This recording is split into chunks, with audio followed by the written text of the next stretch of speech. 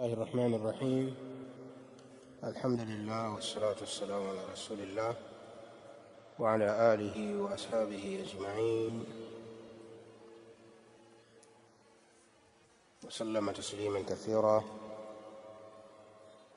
أما بعد، tulishia hadithi gani katika darasa hii ya al-kabair? tulishia katika kabiratu athalithata ashara, dhambi kuu la 13. al-imamu al-ghashi li ra'iyatihi al-zalimu al-jabbar. tulishia katika mlango huu na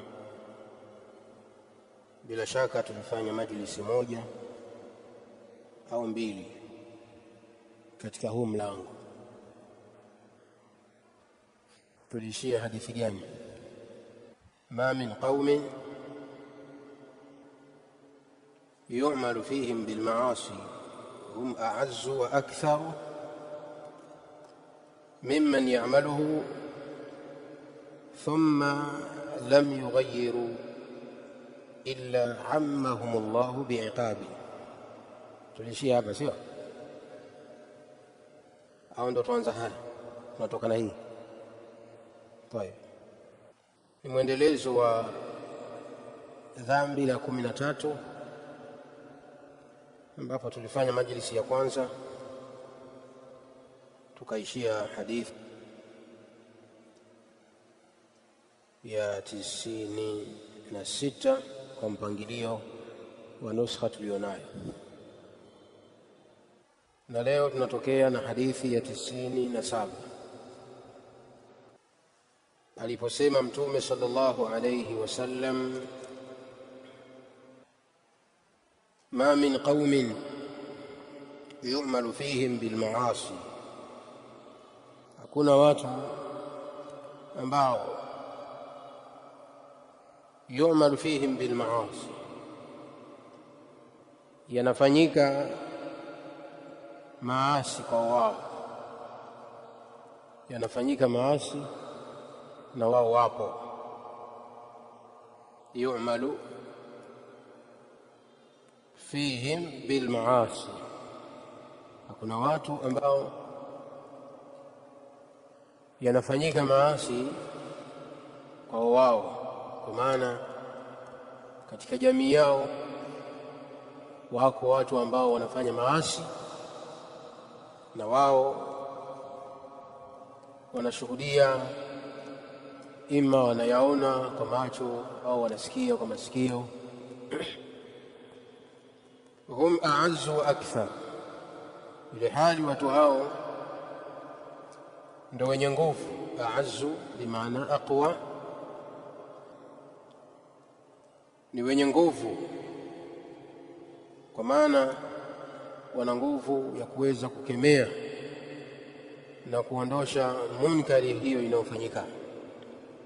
wahum a'azzu ay hum aqwa indahum qudra ala taghyiri almunkar, wakawa watu hao ni wenye nguvu na kuweza kuondosha na kukemea maovu hayo yanayotendeka katika jamii yao. wa akthar, tena ni wengi kuliko wale wanaofanya. wa aktharu mimman ya'maluhu, wakawa ni wengi kuliko wale wanaofanya hayo maovu.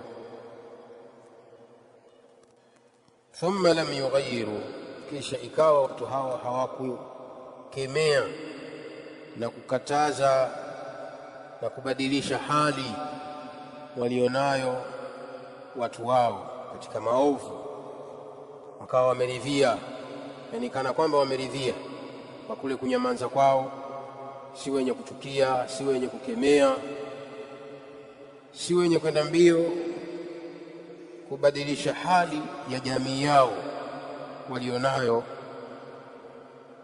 katika maasi mbalimbali.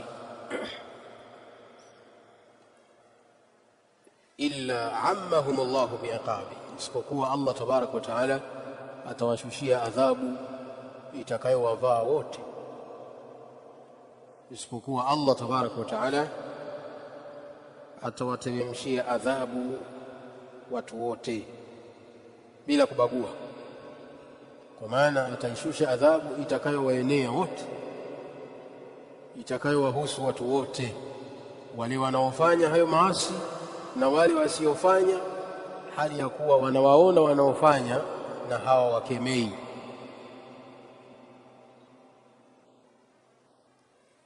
Hadithi hii Mtume sallallahu alayhi wasallam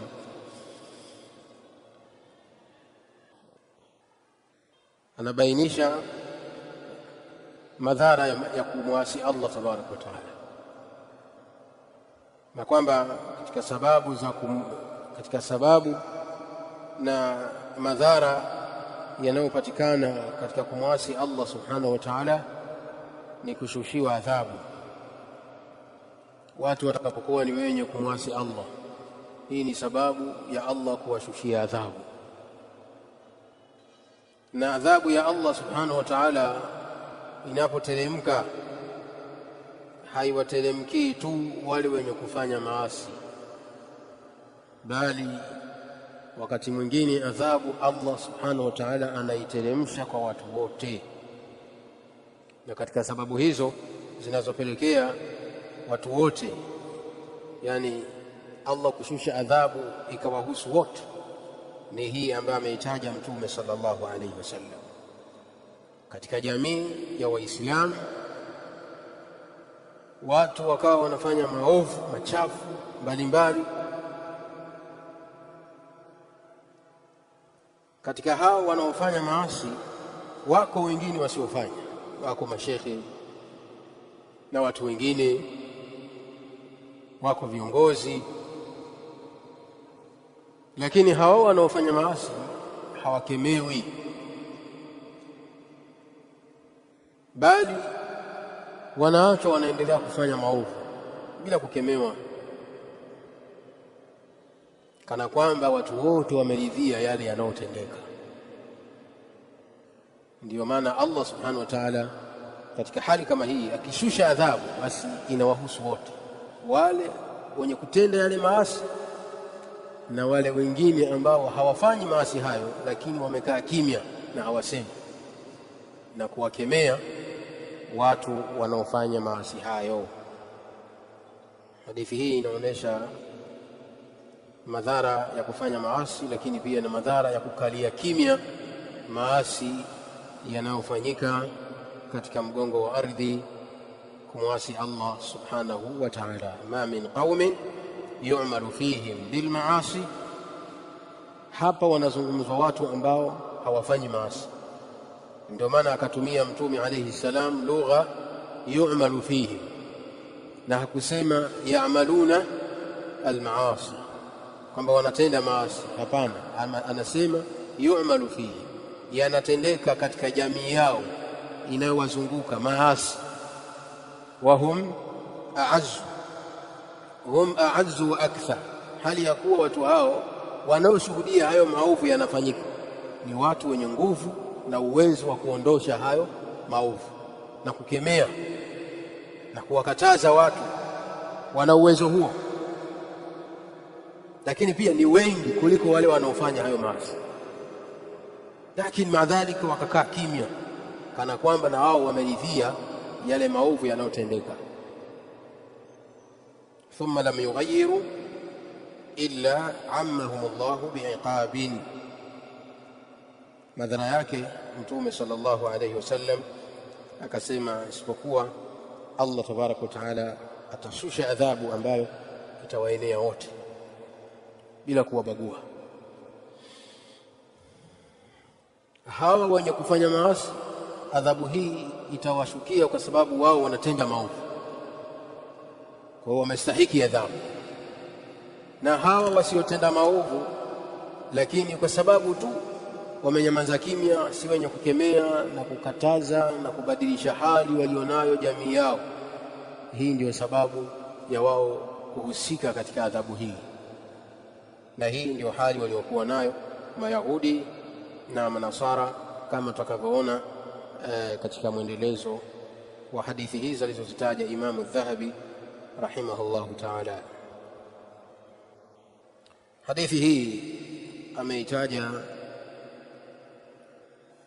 Imamu Ahmad katika musnadi yake, kadhalika Ibn Majah katika sunani yake, na ni hadithi iliyokuwa sahihi. Kama tulivyosema katika mlango huu, Imamu Adh-Dhahabi ameweka hadithi zingine ni dhaifu na ni nyingi kama tutakavyoona, lakini hikma ya kuziweka, ima zingine hazikubainika kwake yeye kuwa ni dhaifu, lakini zingine aliweka kijua kwa sababu maalum.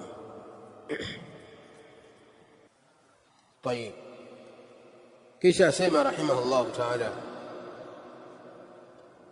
وروى أبو عبيدة ابن عبد الله ابن مسعود عن أبيه أي عبد الله ابن مسعود. na amepokea hadithi Abu Ubaida ibn Abdillah. Abu Ubaida ambaye anakusudiwa hapa ni ibn Abdillah, mtoto wa Abdullah ibn Mas'ud, sahabiyun jalil. Abu Ubaida ambaye ni mtoto wa Abdullah ibn Mas'ud, an abihi, anapokea hadithi kutoka kwa baba yake.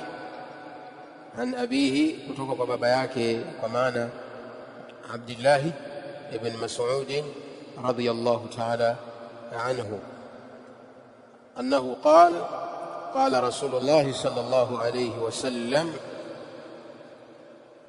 Abu Ubaida anasimulia hadithi ambayo ameipokea kutoka kwa baba yake Abdullah ibn Mas'ud, ya kwamba Mtume sallallahu alayhi wasallam amesema,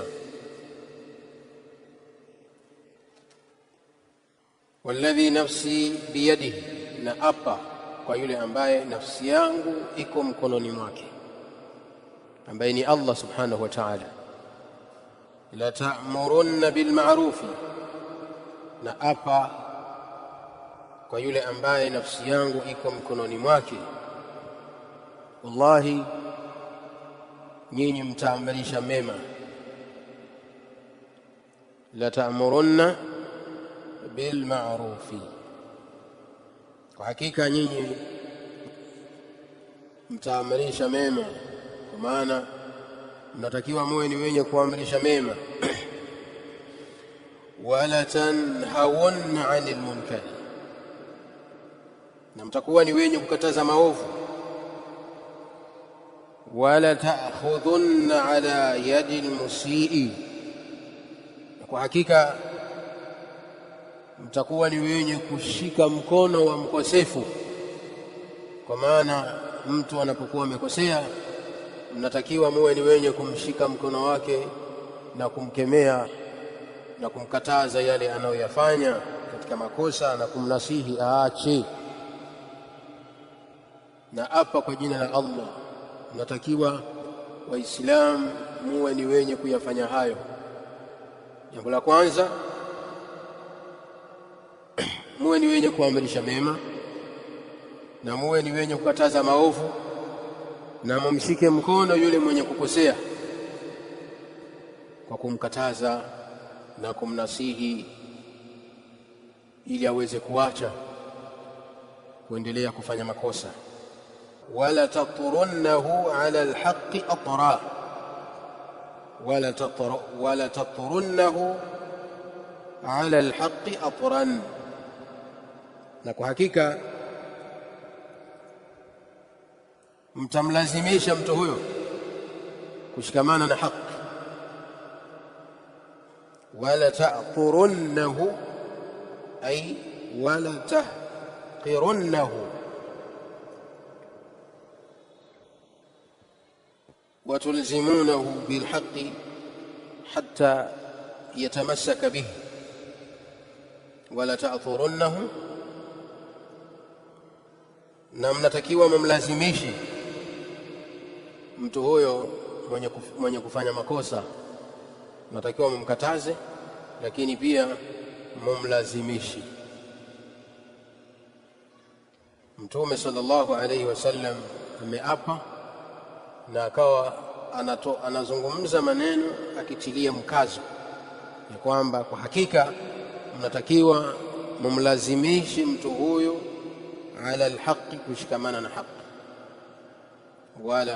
wala ta'turunnahu ala alhaqi atrah, ay wala tulzimunahu bilhaqi hatta yastaqima, na mnatakiwa mumlazimishe mtu huyo kushikamana na haki mpaka muhakikishi amenyoka sawa sawa.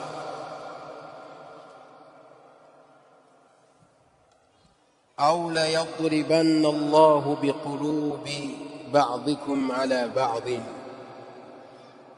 au la yadribanna Allahu biqulubi ba'dikum ala ba'din, au Allah tabaraka wa taala atazisaliti nyoyo za baadhi yenu juu ya wengine, kwa maana atawasaliti Allah tabaraka wa taala baadhi yenu kwa wengine msipofanya hivyo. Msipoyafanya hayo yaliyotajwa hapo nyuma, madhara yake ni haya aliyoyataja mwishoni Mtume sallallahu alayhi wasallam. Madhara yake ni haya yaliyotajwa katika mwisho wa hadithi. Mtume alayhi salam anatuamrisha tuamrishe mema na tukataze maovu, na tumshike mkono yule anayekosea kwa kumkemea na kumnasihi aache makosa anayoyafanya, na pia kasisitiza kumlazimisha katika hilo, wala ta'thurunnahu ala alhaqqi atra, na mnatakiwa mumlazimishe, kwa maana mumtenze nguvu katika kushikamana na haki, ukweli wa kumtenza nguvu, ukweli wa kumlazimisha, hatta yastaqima alayhi, mpaka muhakikishe mtu huyo amesimama sawa sawa katika haki. Msimwache, bali inatakiwa mumlazimishi aendelee kushikamana na haki. Msipofanya hivyo, au la yadribanna Allahu biqulubi ba'dikum ala ba'd, msipofanya hivyo Allah tabaraka wa taala atawasaliti. Au la yadribanna Allahu, ay au la yusallitanna Allahu ba'dakum ala ba'd, msipofanya hivyo Allah tabaraka wa taala atakusalitini baadhi yenu juu ya wengine, kwa maana atawasaliti nyinyi kwa nyinyi, mtakuwa ni maadui, mtajikuta mnafanyiana mabaya nyinyi kwa nyinyi, ikiwa ni adhabu kutoka kwa Allah subhanahu wa ta'ala. Kwa sababu gani? Kwa sababu ya kuacha kuwakemea watu maovu wanayoyafanya na kutokuwalazimisha na kuwahimiza watu washikamane na haki na waachane na maasi.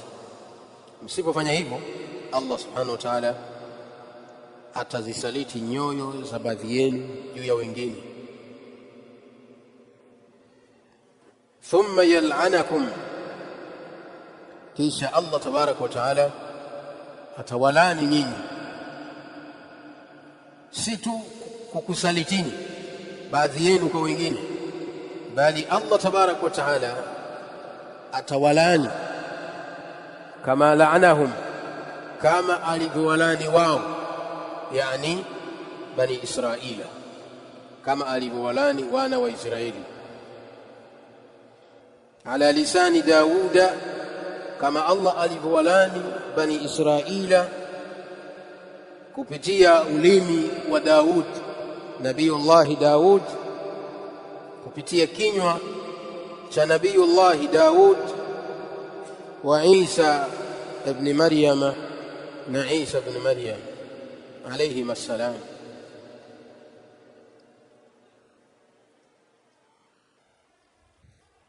Kwa mwisho wa hadithi imetajwa madhara ya kukalia kimya maovu na kuacha kunasihiana na kukatazana maovu. Madhara yake, Allah tabaraka wa taala anawasaliti watu wanaoishi katika jamii hiyo, baadhi yao kwa wengine watakuwa ni wenye kuchukiana na kufanyiana yasiyostahiki kwa sababu ya kule kukaliana kimya. Na si hivyo tu, bali Allah atakuwa ni mwenye kuwalaani jamii hiyo wenye kufanya maovu na wale waliokaa kimya.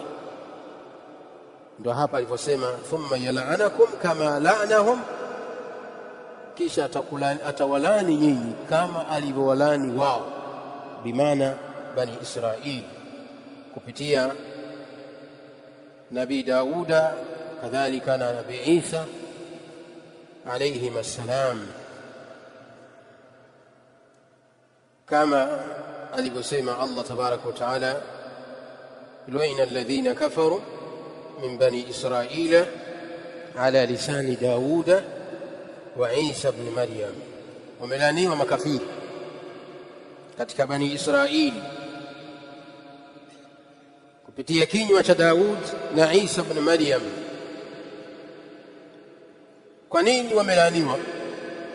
Dhalika bima asaw wa kanu ya'tadun, wamelaniwa kwa sababu ya maasi waliokuwa wakiyafanya watu wao na kwa sababu ya kule kuvuka mipaka ya Allah subhanahu wa ta'ala na jeuri waliokuwa nayo, jeuri iliyowafanya wavuke mipaka ya Allah subhanahu wa ta'ala. Kanu la yatanahawna an munkarin fa'aluhu, walikuwa hawakatazani maovu wanayoyafanya. Kanu la yatanahawna an munkarin fa'aluhu, hii ni sifa na hali walikuwa nayo bani Israili. Walikuwa hawakatazani maovu wanayoyafanya baadhi yao. La bi'sa ma kanu yaf'alun, na hilo ni jambo baya waliokuwa wakilifanya, ni jambo baya sana ambalo liliwapelekea kulaaniwa na Allah subhanahu wa ta'ala katika yale waliokuwa wakiyafanya. Katika jambo lililokuwa kubwa ni kitendo cha wao kukaliana kimya. Baadhi yao wanafanya maovu na wao wamekaa kimya. Wasomi wao wenye kufanya ibada wanaendelea na ibada zao, lakini hawakatazi maovu, hawawakemei wale wenye kufanya machafu kwamba acheni, mnachokifanya ni haramu, mnamwasi Mola wenu. Hawakemeani, kana kwamba wote wameridhia yale maasi yatendeke. Hii ikawa ni sababu iliyopelekea Allah tabaraka wa taala kuwalani watu hawa. Idhan hadithi hii inaonyesha ala wujubi al-amri bil ma'rufi wan nahyi 'anil munkar. Hadithi inatufahamisha ulazima wa kuamrisha mema na kukataza maovu, kwamba kuamrisha mema ni wajibu, kadhalika na kukataza maovu, lakini kwa darajati, kwa mpangilio maalum na kwa utaratibu wa kisheria. Kila mmoja aamrishe mema kwa kadiri ya uwezo wake, sawa, na kwa njia ambayo yeye anaiweza, iko katika mamlaka yake. Kadhalika mtu akataze maovu kulingana na uwezo wake na kwa njia ambayo yeye anaiweza, na asikataze maovu na kuamrisha mema kupitia njia ambazo hazimuhusu, zina watu wake. Kwa sababu katika kuamrisha mema kuna dhawabit, sawa. Kwanza inaanza nyumbani kwako wewe kama baba wa nyumba, wewe ndio rais wa nyumba, kwa utaulizwa nyumbani kwako, ile familia yako yote utaulizwa, kwa sababu wote wako chini yako. Ikiwa watamwasi Allah katika watoto wako, wake zako na wale wote walioko chini yako, utaulizwa kwa Allah tabaraka wa taala, kwa sababu wewe ni mas'uli pale, na unaruhusiwa na unayo power ya kuwaamrisha watu wako kwa kila njia inayokubalika kisheria. Sawa, hata kwa njia ya kupiga unaruhusiwa. Sawa, kupiga kwa kuadabisha na kukemea, na sio kipigo cha kukomoa na kuwatoa damu. Kadhalika kuwakemea, wewe unayo mamlaka nyumbani kwako. Ama ukitoka nyumbani kwako kuna dhawabit. Sawa, ukishatoka nje ya nyumba yako kuna dhawabit. Kuna baadhi ya sehemu wenye kuamrisha mema, yani wewe sehemu hiyo unatakiwa unyamaze kimya, unatakiwa kusema. Sawa, au kwenye kukataza maovu, yani wewe salama yako hapo unatakiwa unyamaze kimya, usiseme, usikataze. Kwa sababu gani? Ni pale ambapo pindi utakapoamrisha hayo mema yanaweza kazuka madhara makubwa, mafsada makubwa. Sawa, au pindi utakapokataza maovu yanaweza kazuka mafsada makubwa, madhara makubwa ambayo yatakusibu wewe, familia yako na Waislamu wote. Sawa, kupitia kinywa chako. Basi ikiwa katika hali kama hiyo, ukijua kabisa kwamba hapa nikiongea nitazua taharuki, nyamaza, waachie wenye mamlaka waje waseme. Sawa, ima ni kwenye kuamrisha au ni kwenye kukataza. Ukishaona kwamba hapa hii manzila hii, nafasi hii si ya kwangu, basi nyamaza, baki nalo moyoni. Kama ni jambo la haramu lichukie. Sawa sawa, naam. Tayeb, hadithi hii ni hadithi ambayo ni dhaifu kwa lafdhi hii aliyoitaja Imamu Dhahabi, kama alivyotaja hapa chini. Muhaqiq amebainisha kwamba hadithi ni dhaifu. Akhrajahu Abu Dawud wa Tirmidhi wa Ibn Majah, kadhalika dha'afahu Sheikh al-Albani rahimahullah ta'ala. Ameidhofisha Sheikh al-Albani, Allah amrehemu. Na imekuja lafdhi nyingine inda Imam Ahmad, katika musnad ya Imam Ahmad imekuja kwa lafdhi nyingine,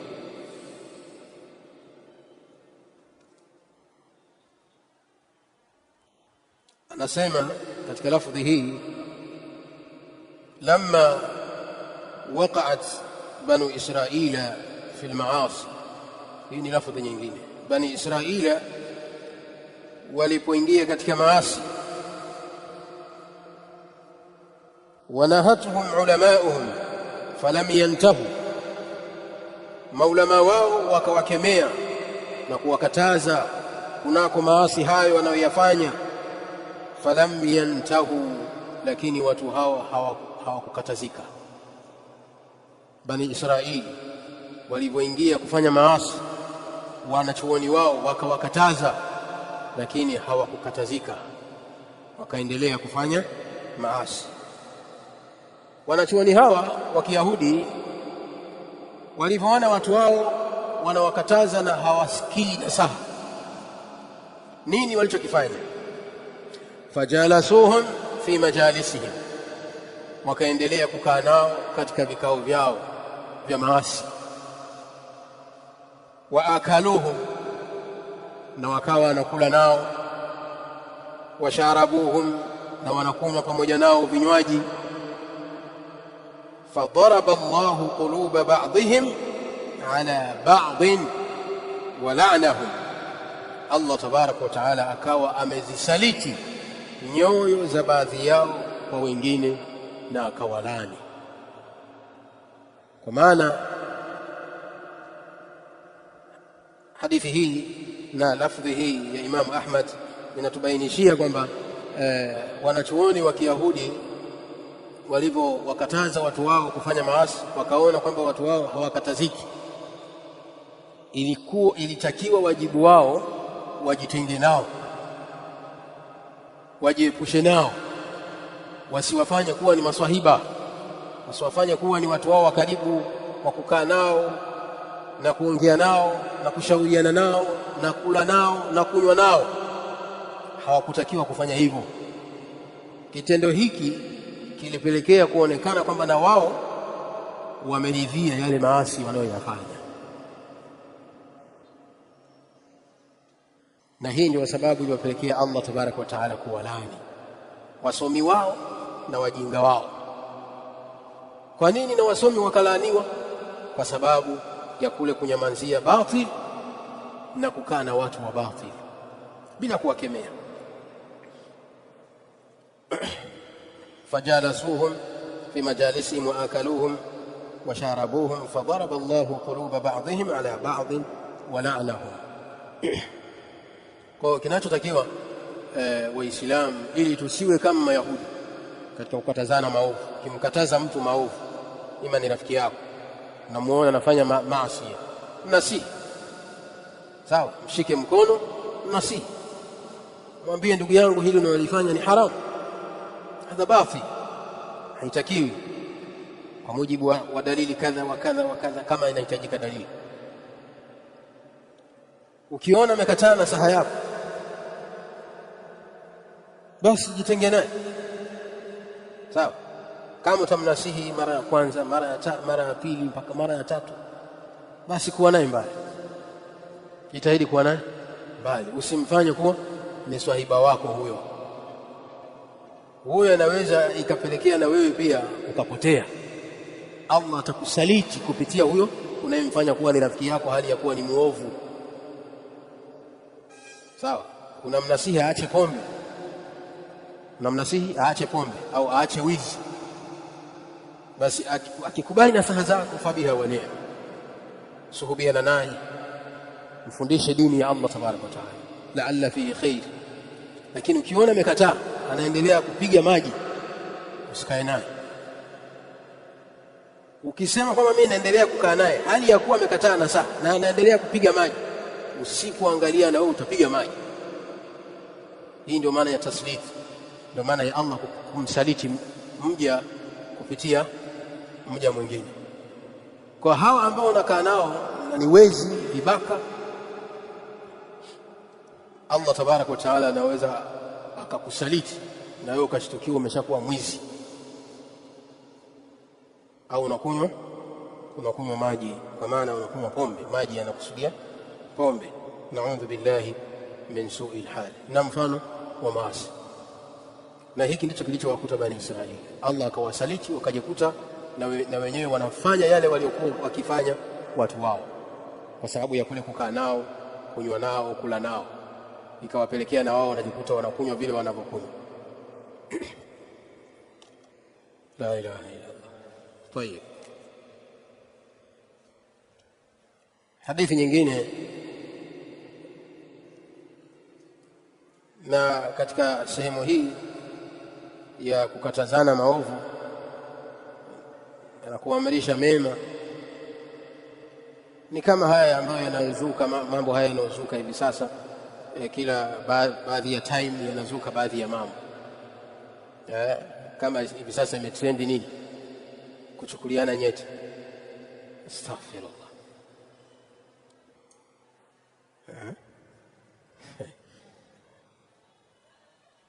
Imamu upo?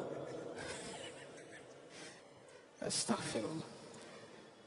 Je, jambo hili lipo kweli au ni mambo ya trending? Wallahu a'lam.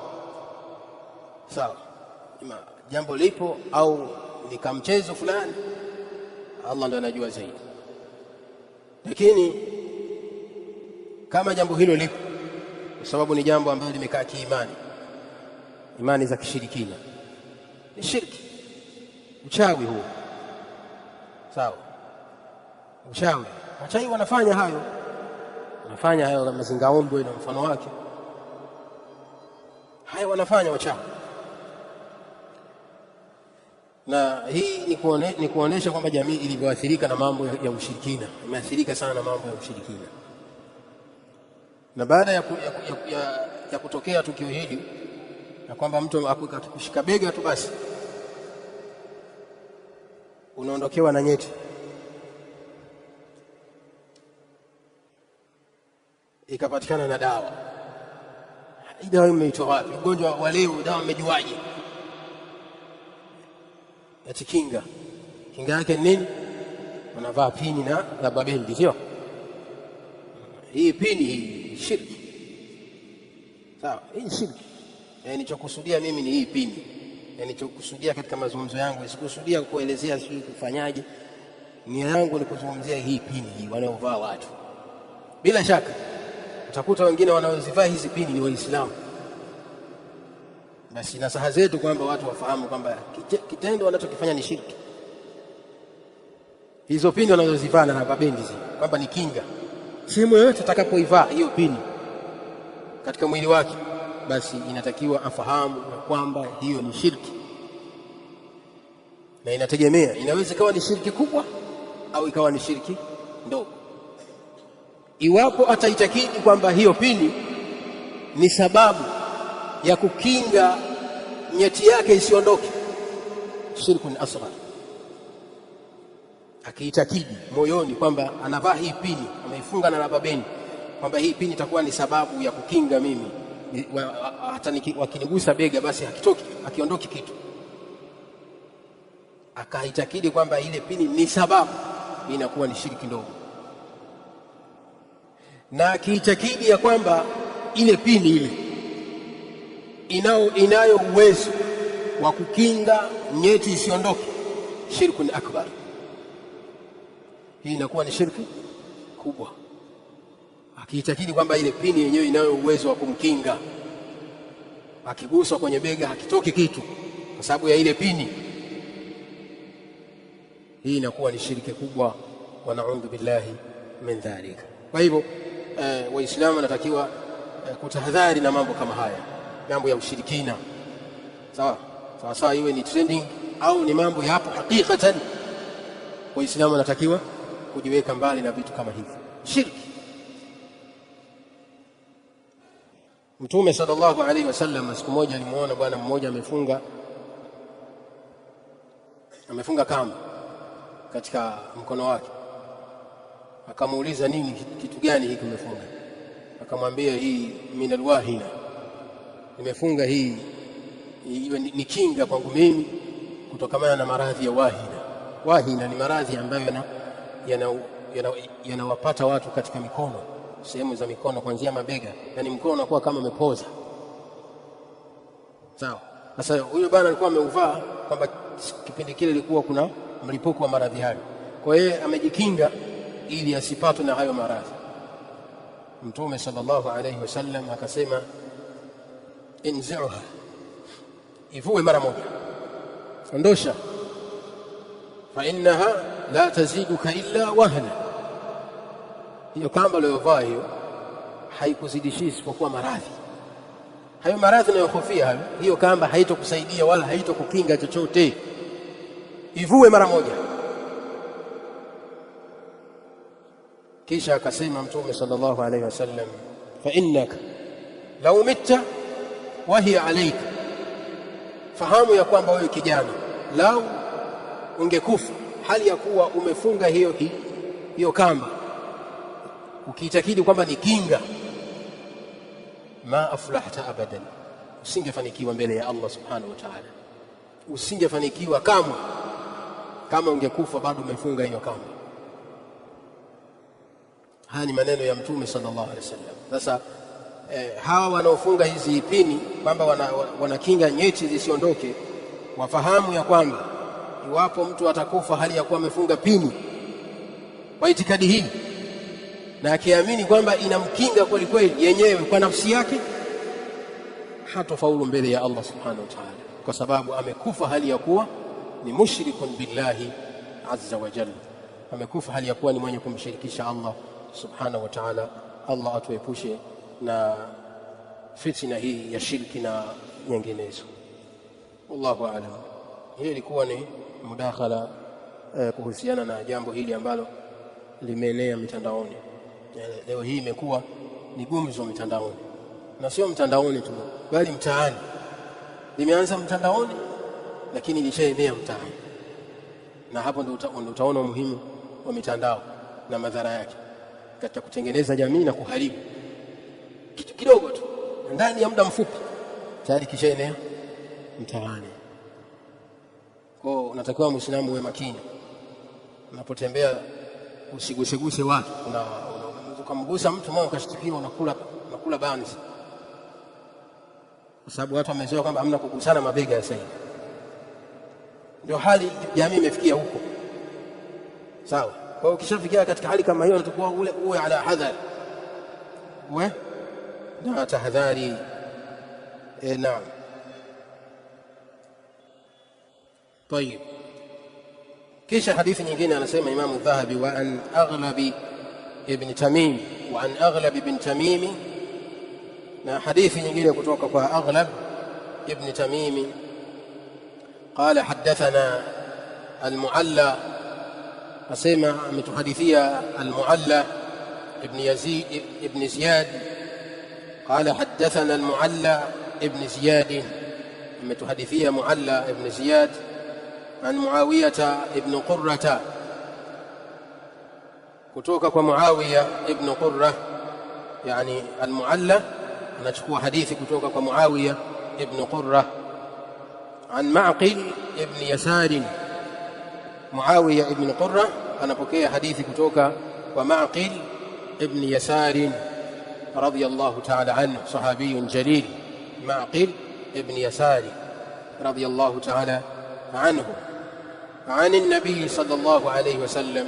معقل apokea kutoka kwa mtume sallallahu alayhi wasallam annahu qala, kuwa mtume alayhi salam amesema, sunfani, watu wa sampuli mbili, min ummati, katika umma wangu, la tanaluhum shafaati, la tanaluhuma shafaati. Sunfani min ummati, watu wa aina mbili katika umma wangu, la tanaluhuma shafaati, haitawafikia shafaa yangu,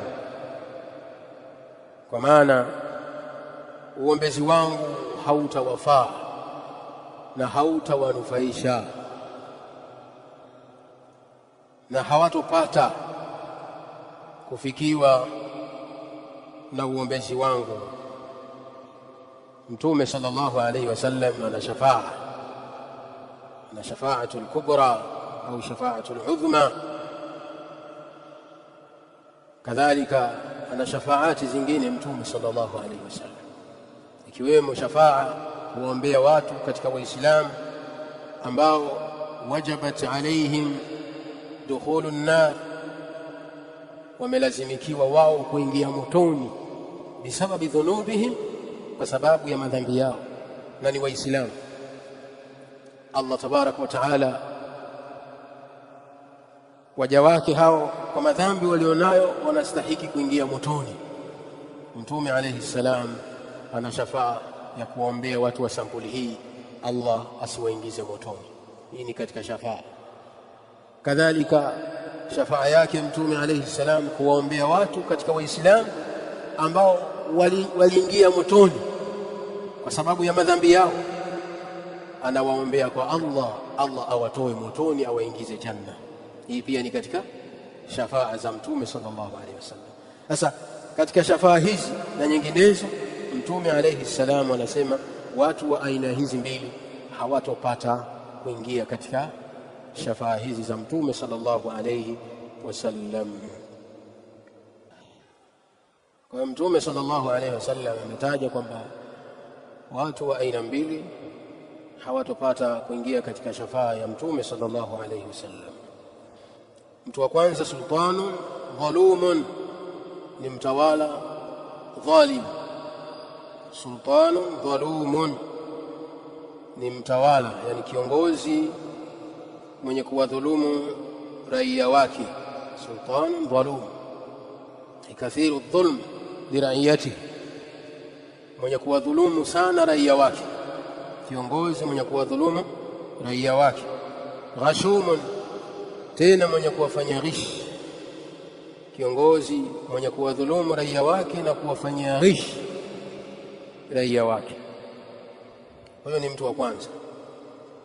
Wa ghalin fi ddin, na mtu wa pili ni ghalin fi ddin, mtu mwenye kufanya ghuluu katika dini, mtu mwenye kufanya ghuluu katika dini.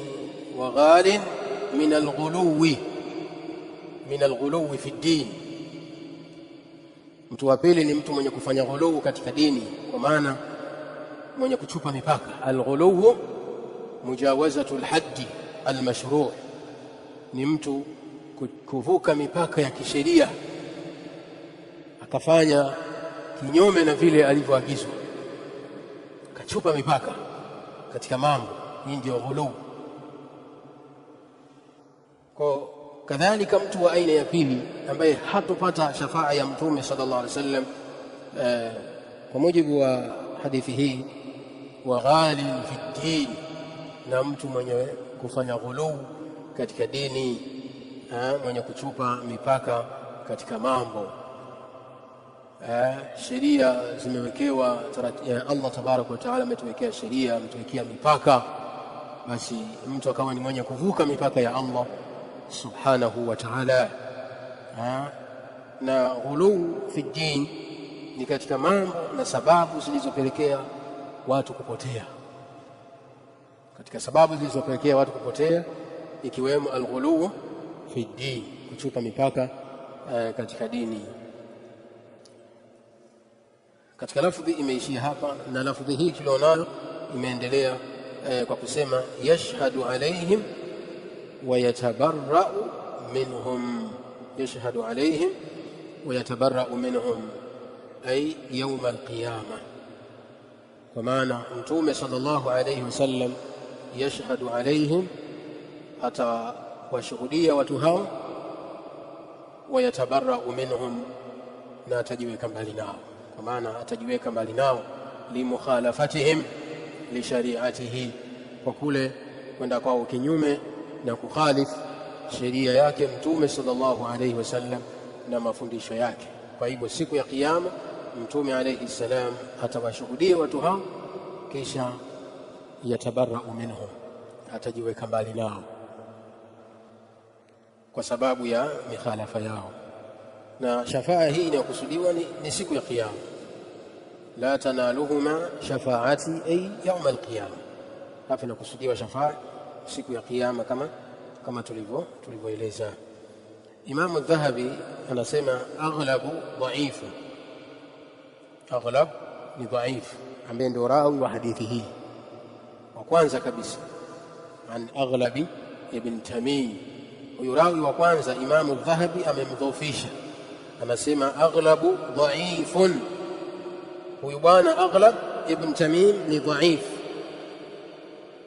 Na ukiangalia chini huku namba 1 anasema muhaqqiq dhaifun jidda, kwamba hadithi hii ni dhaifu sana, yani ni dhaifu ambaye imepitiliza. Akhrajahu Ibn Abi Asim, ameitoa Imam Ibn Abi Asim fi sunna, katika kitabu chake as-Sunna, wa Tabarani fi al-Kabir, kadhalika Imam at-Tabarani katika Mu'jam al-Kabir.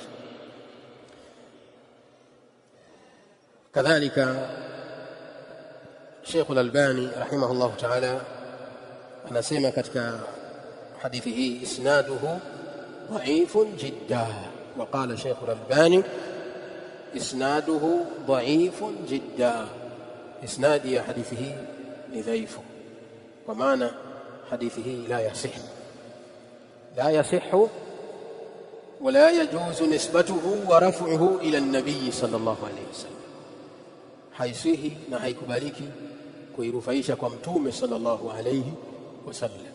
Tayari ishakuwa na doa, tayari hadithi hii imekuwa na dosari tayari. Hadithi kishakuwa na dosari kwamba ni dhaifu, khalas, hiyo haifai kuirufaisha kwa nani?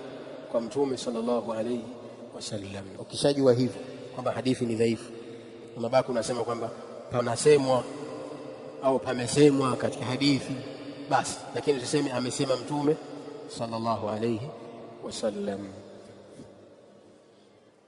Na kama nilivyosema, hadithi zipo, hadithi nyingi ambazo amezitaja Imam Dhahabi lakini ni dhaifu, lakini ameziweka kwa maslahi kubainisha madhara, yani kubainishia watu wafahamu madhara ya jambo hili, pamoja na udhaifu wa hadithi hizi, lakini ziko zingine ambazo ni sahihi. Sawa, hizi ambazo tunaziona hapa, ikiwemo hii na riwaya inayofuata na inayofuata na inayofuata pia, zote dhaifu. Sawa, lakini kwa nini ameziweka? Ameziweka kwa ajili ya kubainisha madhara ya jambo hilo, na zingine haikuthibiti kwake yeye kuwa ni dhaifu.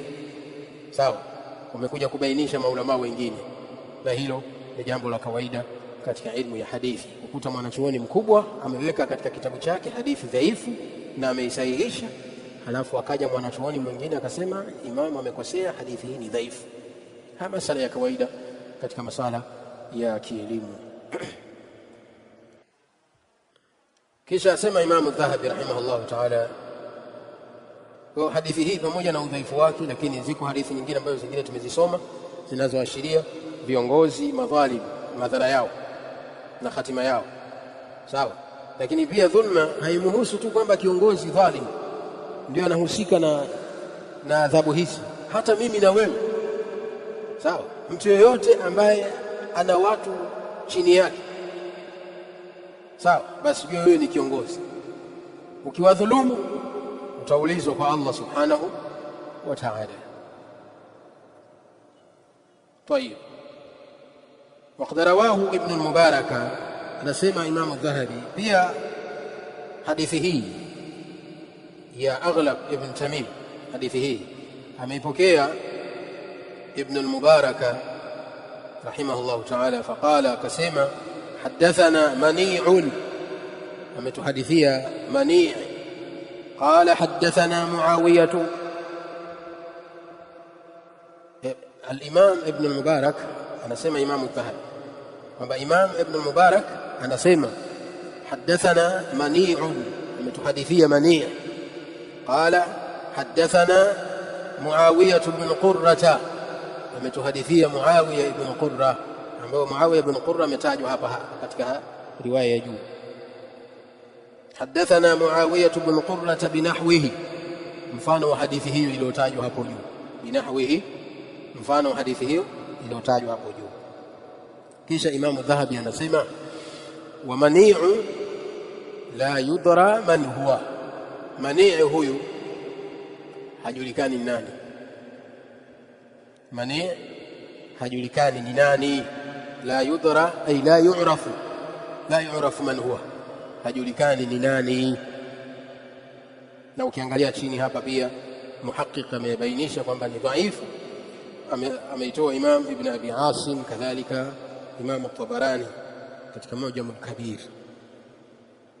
Kwa hadithi hii, riwaya hii pia imekuwa ni dhaifu kwa sababu ya huyu bwana mpokezi huyu Mani, hajulikani, majhul. Sawa, ni majhul. Kwa hiyo imepelekea riwaya hii kuwa ni dhaifu sanadan, fahuwa dhaifun jidda bil isnadi. Hadithi hii, riwaya hii pia ni dhaifu katika sanadi yake, fala yathbutu raf'uhu an an-nabii sallallahu alayhi wasallam, haithibiti hadithi hii kurufaishwa kwa mtume sallallahu alayhi wasallam. Kwa riwaya hii kwa sanadi ya kwanza na sanadi hii ya pili, sanadi ya Mani kadhalika na sanadi ya Aghlab ibn Tamim, zote hizi sanadi mbili ni dhaifu. Sawa, haithibiti kuirufaisha kwa mtume sallallahu alayhi wasallam. Na hapa tunapata faida kwamba katika sababu za kudhoofika kwa hadithi ni kudhoofika kwa watu walioipokea hadithi. Sawa, yani ikawa inaweza hadithi ikawa ni dhaifu kwa sababu ya mtu mmoja. Sawa, ikawa ni dhaifu kwa sababu ya mtu mmoja, yani watu watano au watu watatu wanne wakawa wanafahamika ni watu sahihi, hawana shida, lakini kuna mmoja tu sawa hajulikani, basi ashatia dosari hadithi yenyewe. Sawa sawa. Naam. Kwa mfano hadithi imetoka kwangu ikapita kwa Sheikh Ramadhani, ikaja kwa Sheikh Sharif, ikaja kwa Sheikh Omari, ikaja kwa Sheikh Juma. Watu wangapi? 1 2 3 4. Sawa, na mimi watano. Alafu ikaja kwa nani? Tumweke nani ambaye dhaifu? Tumweke nani Sheikh Ramadhani? Au hakuna naye mjua? Haya, yani tukamweka mtu mwingine ambaye ni dhaifu. Sheikh Shafi. Sheikh anasema tunapiga, huu ni mfano. Sawa? Tumweka Sheikh Shafi kwamba ni mtu wa 5 wa 6, sio? Akawa ni dhaifu. Basi hadithi hii ina tayari Shafi ashaifanya hadithi imekuwa na dosari, lakini hao wote ni thiqatu. Sawa, ila mtu mmoja ameifanya kuwa sanadi hii imekuwa ni dhaifu. Umeelewa mfano mwepesi huu? طيب.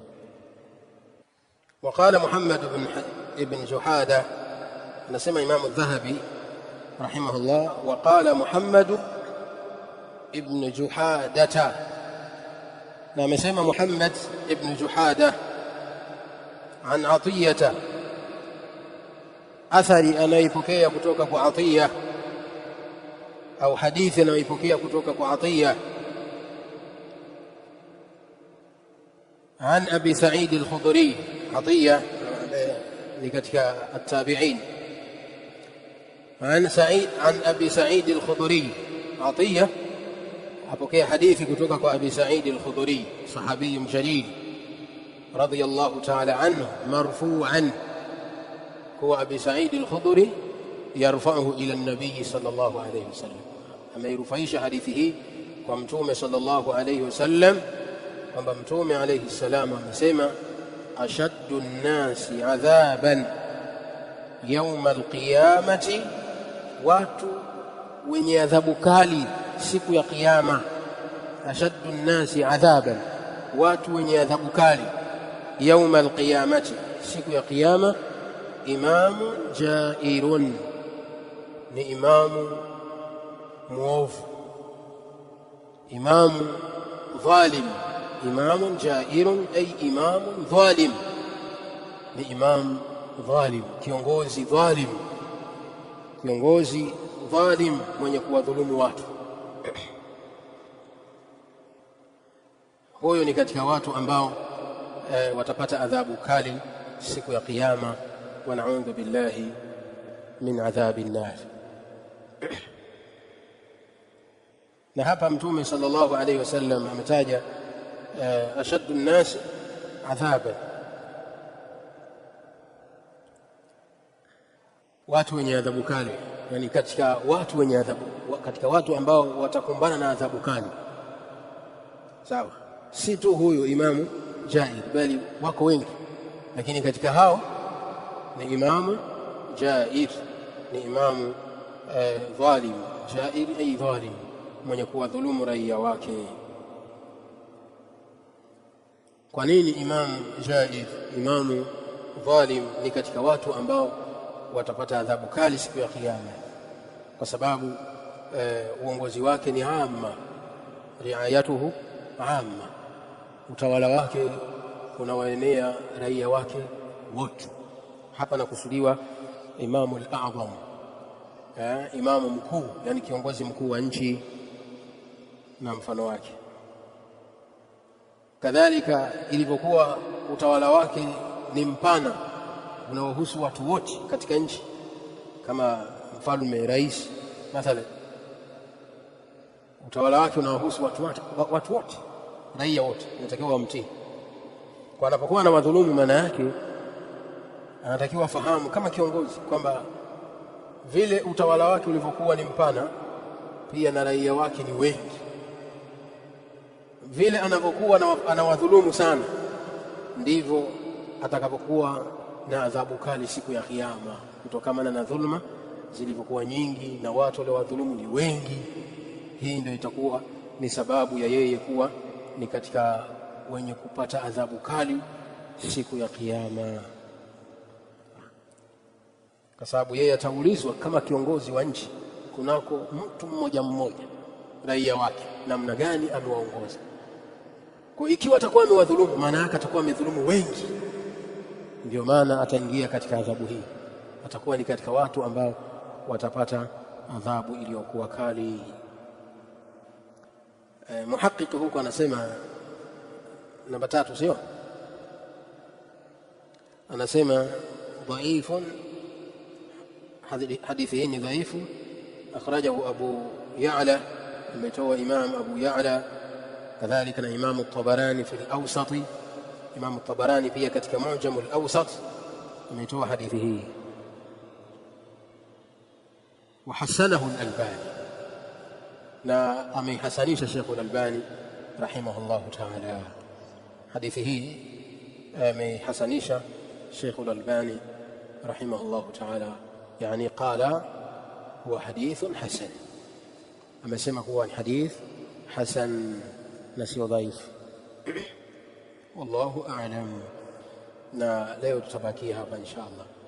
Ahamu shay la kuzingatia katika hadithi hizi ambazo tumezisoma na zingine ambazo tutakuja kuzisoma kama nilivyosema mwanzo wa majlis, kwamba katika milango aliyoweka Imamu Dhahabi yenye hadithi nyingi ni huu, ukiwemo pia ameweka hadithi nyingi katika mlango huu. Na kwa nini? Ni kwa sababu ya munasaba wa mlango huu kutaja dhulma, madhara ya dhulma. Kwa zimekuja hadithi nyingi zenye kukemea dhulma na kuwatahadharisha watu kufanya dhulma na kubainisha madhara na hatima ya wenye kufanya dhulma. Ndio maana hadithi ni nyingi, lakini hadithi nyingi zimekuja pia kwenye kuelezea dhulma zikiwahusu viongozi, kwa sababu mara nyingi wanaofanya dhulma ni wenye mamlaka, sawa, wenye nguvu, ndio huwa wanawadhulumu wanyonge. Ndio maana hadithi nyingi utaona tunazozisoma hapa zinawahusu watawala. Kwa nini? Ni kwa sababu dhulma mara nyingi hawezi kufanya dhulma mnyonge kumdhulumu mwenye nguvu, sawa sawa. Mara nyingi dhulma inafanywa na mwenye nguvu kumfanyia asiyekuwa na nguvu, kwa sababu anajua hana uwezo wa kumfanya chochote, sababu ana nguvu. Sasa kiwa mtawala atafanya lolote analotaka kwako wewe na huna chochote cha kumfanya, na ndio maana ikawa adhabu yake ni kali zaidi. Allah tuthibitishe katika haki na tuoneshe haki na turuzuku kuifuata, kadhalika atuoneshe batili na aturuzuku kujiepusha nayo. Na Allah tabaraka wa taala awajalie watawala wetu kuwa ni wema na asiwafanye kuwa ni madhalim wenye kuwadhulumu raia wao.